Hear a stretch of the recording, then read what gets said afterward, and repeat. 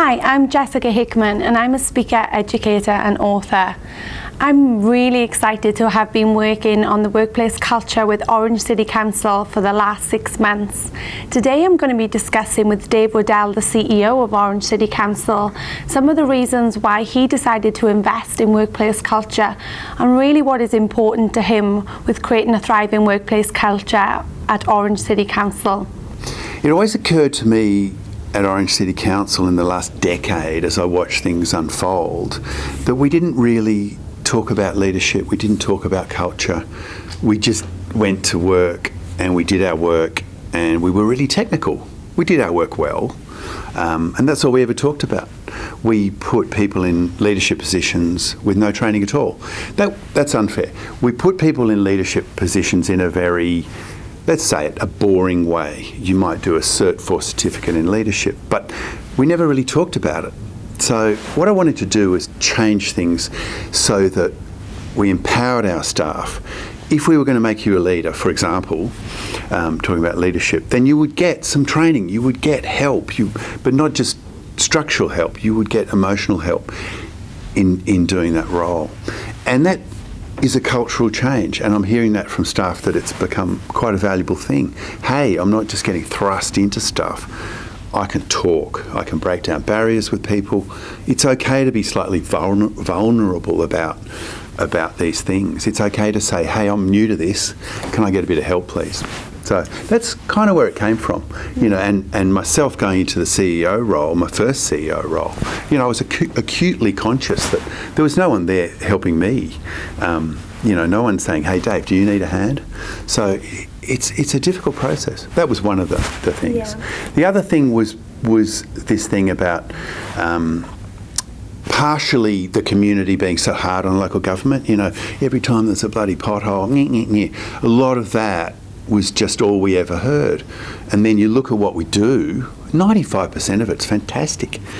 And trying to change the culture so we're telling people the good stuff we do, and you'll see the communications work we've been doing is all about saying, hey, we built more footpaths, we built beautiful roads, we did all this good stuff, switch it round. Sure, we make mistakes, but let's accentuate the good stuff we do. And that leads into, let's show that we're all part of one team doing one thing, which is looking after the beautiful city of Orange.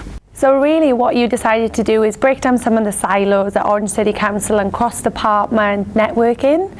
So how have you found that that's really gone? Has it benefited the organisation?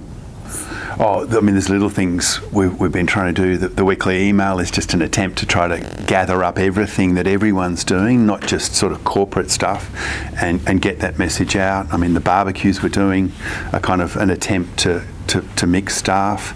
I'm trying to get cross-divisional teams together to work on projects like Future City.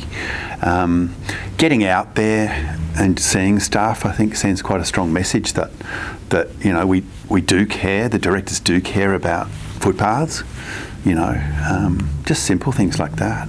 I think, you know, if you work in a childcare, for example, you could pass a year without having any contact with the director of planning or the director of engineering. So I think it's really important that we get out to make sure that everyone knows you're not just part of that team, you're part of the big team.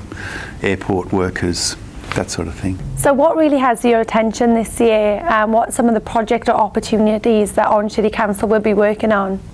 Yeah, well, this year we'll get the new council in September, so that's going to be a change, and it'll be, you know, change is good, and we'll get some new councillors on. Orange is sort of stepping into a new era, and we're trying to build ready for that new population.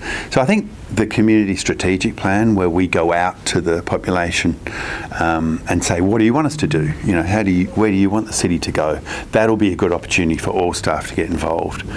So, you know, it's a good opportunity to rejig, get democracy going, and, you know, if they want footpaths, well, our job is to build footpaths, not to go and build something else. So it's a good exercise in resetting, all of us going, okay, our job, we need to go over this way.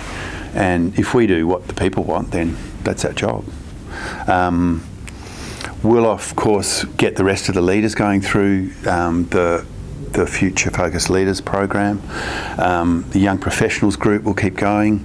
I'm quite keen to get an ideas program going. So with 550 staff, I haven't quite thought how we do it, is to get their ideas up. So some sort of program where people can feel free to get their ideas up, and then we'll give those people time for the good ideas to focus and maybe develop those ideas.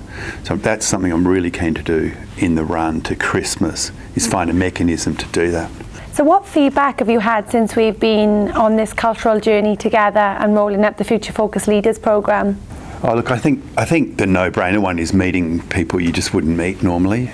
Managers, supervisors, meeting people from other areas has been a really good exercise. I was just talking to one of the guys that went through the program. Just being able to talk about your fears and your lack of confidence about being a leader with other people who are going through the same thing seems to be a common theme. Just taking time out to talk about it, which was what I always suspected. We just don't talk about it.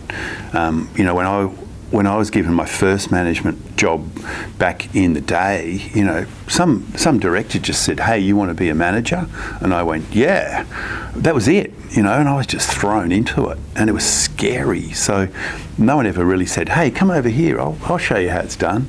So, I don't want people to have to go through that quite frightening experience and that fear of failure.